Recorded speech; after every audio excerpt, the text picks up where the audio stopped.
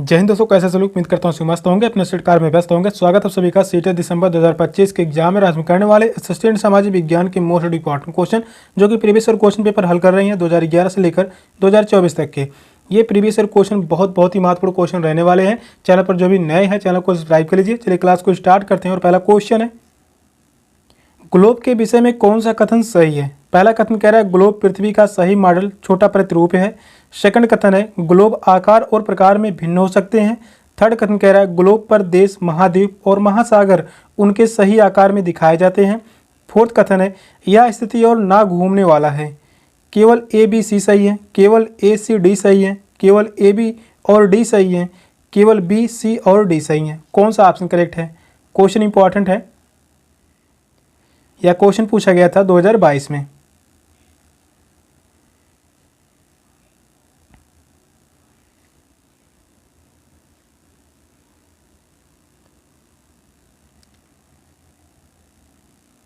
Question कह रहा है ग्लोब के विषय में कौन सा कथन सही है। ग्लोब पृथ्वी का सही मॉडल यानी छोटा प्रतिरूप है, तो यह बात सही है, पहला कथन सही होगा। दूसरा कथन कह रहा है ग्लोब आकार और प्रकार में भिन्न हो सकता है, यह भी सही है, दूसरा कथन भी सही है। थर्ड कथन कह रहा है ग्लोब पर देश, महाद्वीप और महासागर उनके सही आकार में दिखाए जाते हैं, यह बात भी सही है। यह स्थिर और ना घूमने वाला है, तो यह बात जो है गलत है। फोर्थ कथन गलत होगा, ए बी सी कथन सही है। फर्स्ट ऑप्शन करेक्ट होगा, केवल ए बी और सी कथन सही है। नेक्स्ट क्वेश्चन है, निम्न विशेषताओं से पृथ्वी के ताप कटिबंध की पहचान कीजिए। दोपहर का सूर्य कभी भी सिर के ऊपर नहीं होता। इन क्षेत्रों का तापमान मध्यम होता है। थर्ड कथन कह रहा है ये उत्तरी गोलार्ध में कर्क रेखा एवं उत्तर ध्रुव वृत्त तथा दक्षिणी गोलार्ध में मकर रेखा एवं दक्षिणी ध्रुव वृत्त के बीच वाले क्षेत्र हैं। शीत कटिबंध, शीतोष्ण कटिबंध, उष्ण कटिबंध, उत्तर एवं दक्षिण ध्रुव। कौन सा ऑप्शन करेक्ट है। तो यहाँ पर तीन कथन दिए गए हैं, इन तीनों कथन किसके लक्षण हैं। शीतोष्ण कटिबंध के, शीतोष्ण कटिबंध या शीत कटिबंध, उष्ण कटिबंध या उत्तरी एवं दक्षिणी ध्रुव। कौन सा ऑप्शन करेक्ट है। क्वेश्चन यहाँ भी इंपॉर्टेंट है, या क्वेश्चन 2024 में पूछा गया था।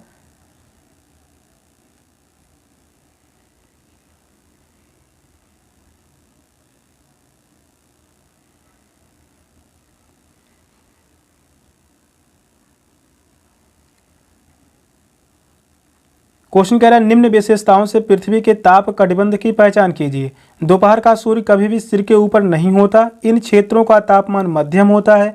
ये उत्तरी गोलार्ध में कर्क रेखा एवं उत्तर ध्रुव वृत्त तथा दक्षिणी गोलार्ध में मकर रेखा एवं दक्षिणी ध्रुव वृत्त के बीच वाले क्षेत्र हैं।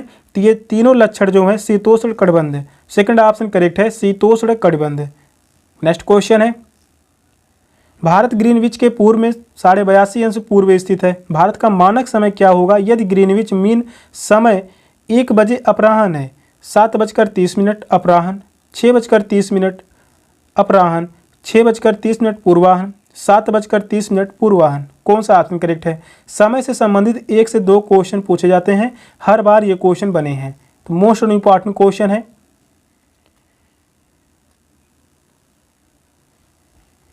क्वेश्चन कह रहा है भारत ग्रीनविच के पूर्व में 82.5 अंश पूर्व पर स्थित है और भारत का मानक समय क्या होगा यदि ग्रीनविच मीन समय 1 बजे अपराह्न है। तो ग्रीनविच का जो समय रेखा है अंतराल जो है 5.5 घंटे का है, 5.5 घंटे का है। और यह जो है 82.5 अंश पूर्व स्थित जो रेखा है यह भारत का मानक समय है। क्वेश्चन कह रहा है ग्रीनविच मीन समय 1 बजे अपराह्न है, तो यहाँ पर 5.5 घंटे में 1 घंटा जोड़ देंगे, तो यहाँ पर जो प्राप्त होगा 6:30, 6:30 अपराह्न। सेकंड ऑप्शन करेक्ट है, 6:30 अपराह्न। नेक्स्ट क्वेश्चन है, किस प्रकार के वन में नरम काष्ठ वाले वृक्ष जैसे चीड़, देवदार आदि उगते पैदा होते हैं। शीतोष्ण पर्णपाती वन, शीतोष्ण सदाबहार वन, शंकुधारी वन, उष्णकटिबंधीय पर्णपाती वन। कौन सा ऑप्शन करेक्ट है।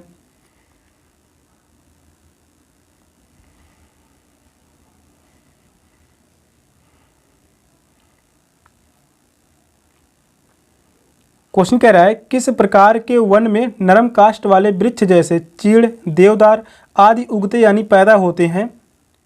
शंकुधारी वन। थर्ड ऑप्शन करेक्ट है, शंकुधारी वन।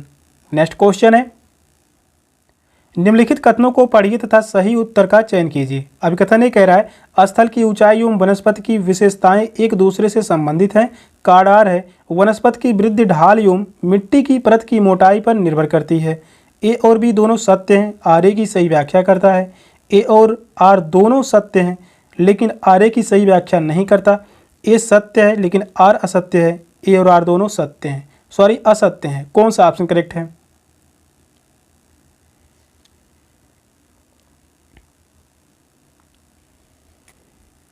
कथन से संबंधित एग्जाम में जो क्वेश्चन पूछे जाते हैं 60 क्वेश्चन पूछे जाते हैं एसएसटी में, जिसमें 25 से 30 क्वेश्चन कथन से ही रहते हैं। तो मोस्ट इम्पॉर्टेंट क्वेश्चन है।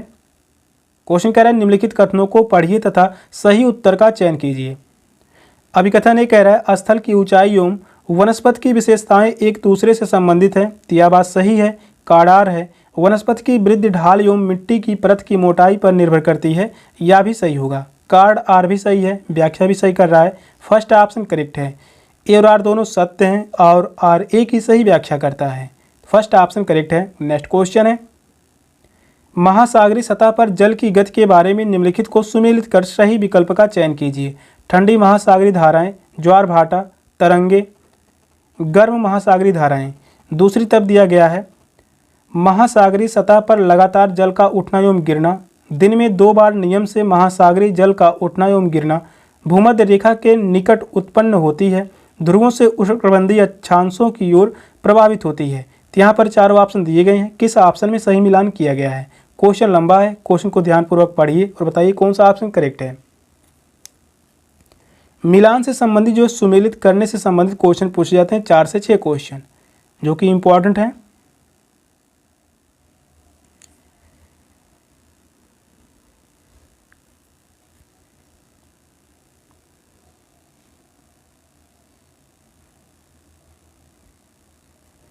क्वेश्चन कह रहा है महासागरीय स्तर पर जल की गति के बारे में निम्नलिखित को सुमेलित कीजिए। ठंडी महासागरीय धाराएं, यह जो है ध्रुवों से उष्णकटिबंधीय अक्षांशों की ओर प्रभावित होती है, यानी ए का संबंध जो होगा यह है फोर्थ से। ए का संबंध फोर्थ से है। पहले ऑप्शन में ए का संबंध तीसरे से है, ए का संबंध दूसरे से है, ए का संबंध पहले से है। 3 ऑप्शन गलत हो गए। ज्वार भाटा, ज्वार भाटा का संबंध होगा दिन में 2 बार नियम से महासागरीय जल का उठना एवं गिरना, यानी बी का जो संबंध है, बी का संबंध होगा दूसरे से। तरंगे, तरंगों का संबंध होगा महासागरीय सतह पर लगातार जल का उठना एवं गिरना, यानी सी का जो संबंध है यह है पहले से। गर्म महासागरीय धाराएं भूमध्य रेखा के निकट उत्पन्न होती हैं, यानी डी का संबंध है तीसरे से। तो इस क्वेश्चन का राइट आंसर होगा option D. Fourth option correct है। फोर्थ ऑप्शन में ही सही मिलान किया गया है। नेक्स्ट क्वेश्चन है सही विकल्प चुनिए। मानसून पौने डैश डैश हैं, ग्रही पौने, मौसमी पौने, अस्थाई पौने, अस्थानीय पौने। कौन सा ऑप्शन करेक्ट है? क्वेश्चन यह भी इंपॉर्टेंट है। यह क्वेश्चन 2021 में पूछा गया था। इसके बाद यही क्वेश्चन 2022 में भी पूछा गया, जो कि शिफ्ट वाइज एग्जाम हुए थे 21 में और 22 में दोनों बार।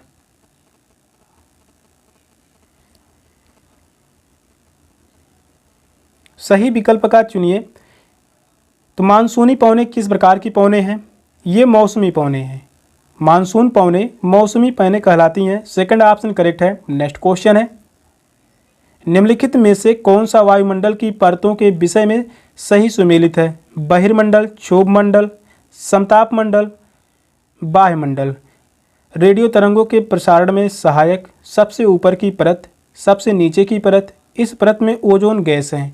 नीचे चारों ऑप्शन दिए गए हैं, कौन सा ऑप्शन करेक्ट है? क्वेश्चन यह भी लंबा है, क्वेश्चन को ध्यानपूर्वक पढ़िए और बताइए कौन सा ऑप्शन करेक्ट है।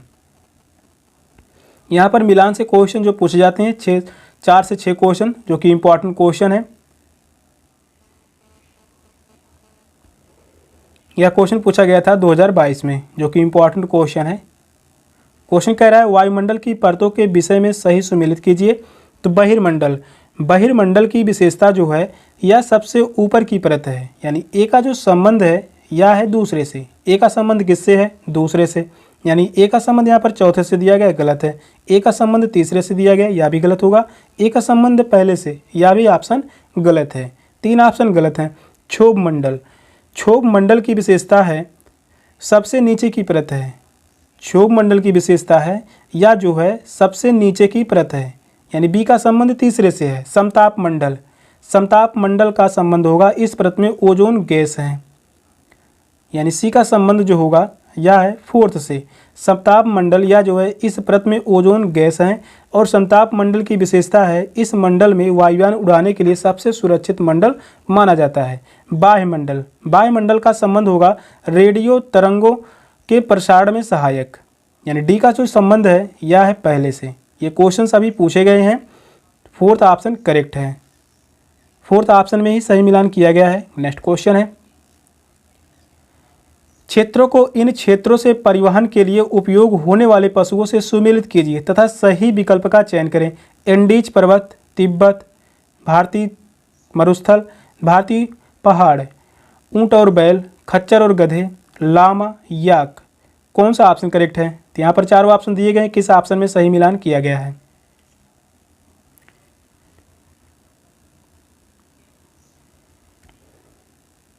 यहाँ पर एक तरफ दिया गया है क्षेत्र और दूसरी तरफ जो दिया गया है क्षेत्र में परिवहन, तो कौन सा परिवहन किस क्षेत्र में प्रयोग किया जाता है उसी का मिलान करना है। क्वेश्चन इंपॉर्टेंट है, यह भी क्वेश्चन पूछा गया था 2023 में।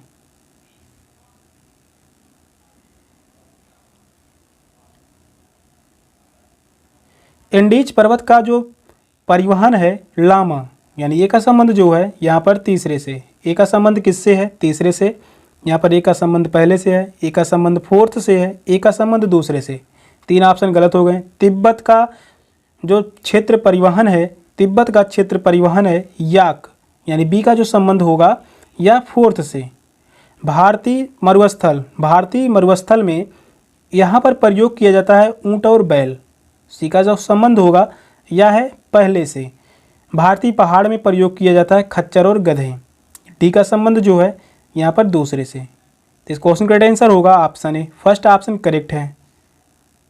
नेक्स्ट क्वेश्चन है, दिए गए कथनों का अध्ययन कीजिए तथा सही विकल्प का चयन कीजिए। अभिकथन ये कह रहा है एक वस्तु की उपयोगिता अथवा प्रयोज्यता उसे एक संसाधन बनाती है। कार्डार है कुछ संसाधनों का आर्थिक मूल्य होता है, कुछ का नहीं। ए और आर दोनों सत्य हैं, आर ए की सही व्याख्या करता है। ए और आर दोनों सत्य हैं लेकिन आर ए की सही व्याख्या नहीं करता। ए सत्य है लेकिन आर असत्य है। ए और आर दोनों असत्य हैं। कौन सा ऑप्शन करेक्ट है?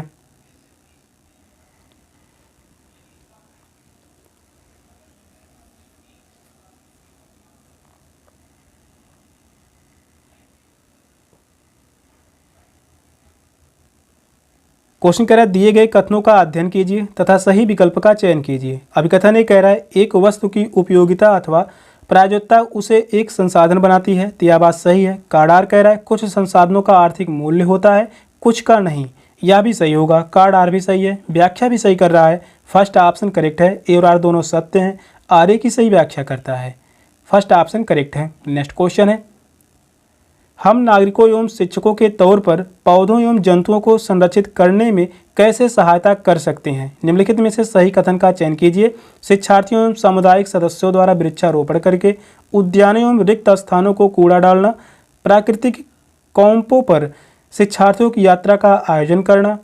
फोर्थ कथन कह रहा है राष्ट्रीय उद्यानों को पर्यटक स्थलों की तरह विकसित किया जा सकता है। सही विकल्प का चयन करें। यहाँ पर चारों ऑप्शन दिए गए, कौन सा ऑप्शन करेक्ट है? क्वेश्चन इंपॉर्टेंट है, या क्वेश्चन जो है पेडागोजी से संबंधित है, जो कि पेडागोजी से संबंधित 15 क्वेश्चन पूछे जाते हैं एसएसटी में, और एसएसटी में टोटल 60 क्वेश्चन रहते हैं।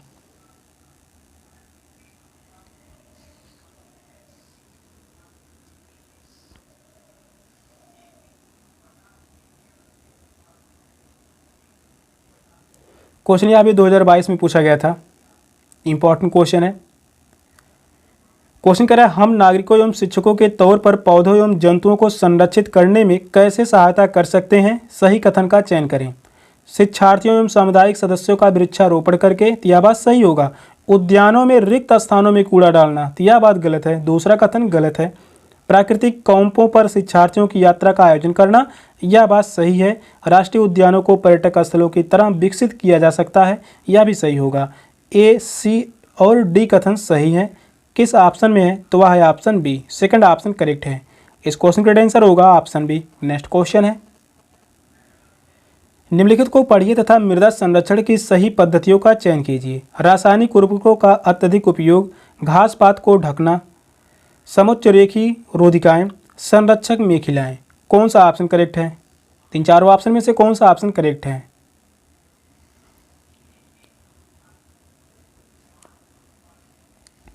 यहाँ पर मृदा संरक्षण से संबंधित जो क्वेश्चन पूछे गए थे 2018 में, इसके बाद यही क्वेश्चन पूछे गए 2021 में, 2024 में भी क्वेश्चन पूछे गए हैं। हर बार यहाँ से क्वेश्चन पूछे जाते हैं मृदा संरक्षण से, जो कि इम्पोर्टेंट क्वेश्चन है।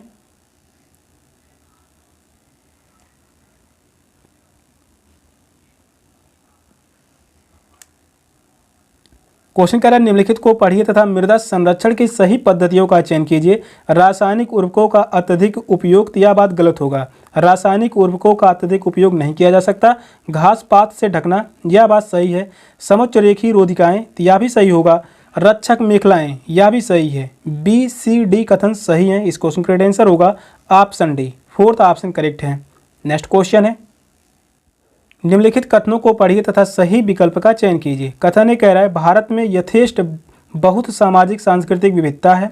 कथन बी कह रहा है विविधता अनिवार्य रूप से समान अवसर की ओर प्रेरित करती है। ए और बी दोनों सत्य हैं।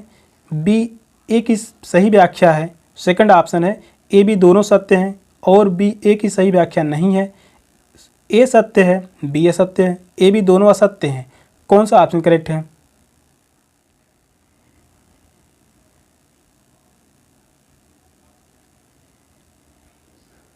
क्वेश्चन यह भी इंपॉर्टेंट है। यह क्वेश्चन पूछा गया था 2016 में और इसके बाद यही क्वेश्चन 2022 में भी पूछा गया। मोस्ट इंपॉर्टेंट क्वेश्चन है। क्वेश्चन कह रहा है निम्नलिखित कथनों को पढ़िए तथा सही विकल्प का चयन कीजिए। पहला कथन कह रहा है भारत में यथेष्ट बहुत सामाजिक सांस्कृतिक विविधता है, तो यह बात सही है। कथन भी कह रहा है विविधता अनिवार्य रूप से समान अवसर की ओर प्रेरित करती है, तो यह भी सही होगा। दोनों ही कथन सही हैं, व्याख्या भी सही कर रहा है। ए और बी दोनों सत्य हैं और बी ए की सही व्याख्या करता है। नेक्स्ट क्वेश्चन है, निम्नलिखित को सुमेलित कीजिए तथा सही विकल्प का चयन कीजिए। लोगों को एक ही छवि में बांधना, दूसरों लोगों को नकारात्मक रूप से देखना या मानना, किसी के साथ दूसरे की अपेक्षा असमुचित रूप से व्यवहार करना, शुद्धता और अशुद्धता को मानना। दूसरी कॉलम में दिया गया है पूर्वाग्रह, अस्पृश्यता यानी छुआछूत, रूढ़िबद्ध धारणा, भेदभाव। यहाँ पर चारों ऑप्शन दिए गए हैं। इन चारों ऑप्शन में से किस ऑप्शन में सही मिलान है? तो आपसे बताइए कौन सा ऑप्शन करेक्ट होगा। क्वेश्चन लंबा है तो क्वेश्चन को ध्यानपूर्वक पढ़िए, इंपॉर्टेंट क्वेश्चन है।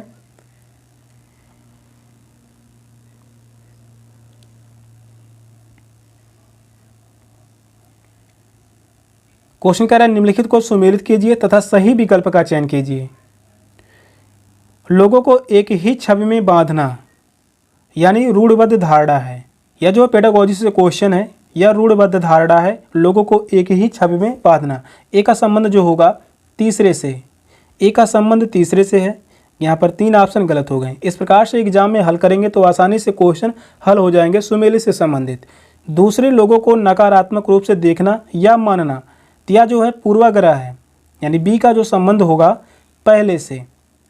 किसी के साथ दूसरे की अपेक्षा असमुचित रूप से व्यवहार करना, तो इसका संबंध होगा भेदभाव, यानी सी का जो संबंध है यह है फोर्थ से। शुद्धता और अशुद्धता को मानना यानी अस्पृश्यता यानी छुआछूत, तो डी का जो संबंध होगा यह है दूसरे से। अस्पृश्यता या छुआछूत किस अनुच्छेद में है इंपॉर्टेंट है, तो यह जो है अनुच्छेद 17 में है। फर्स्ट ऑप्शन करेक्ट है। इस क्वेश्चन का आंसर होगा ऑप्शन ए। नेक्स्ट क्वेश्चन है, गांव में जमीन भूमि को नापने और उसका रिकॉर्ड रखने का उत्तरदायी कौन होता है? थानेदार, प्रखंड विकास अधिकारी, पटवारी यानी ग्रामीण प्रशासनिक अधिकारी, जिला अधिकारी। कौन सा ऑप्शन करेक्ट है?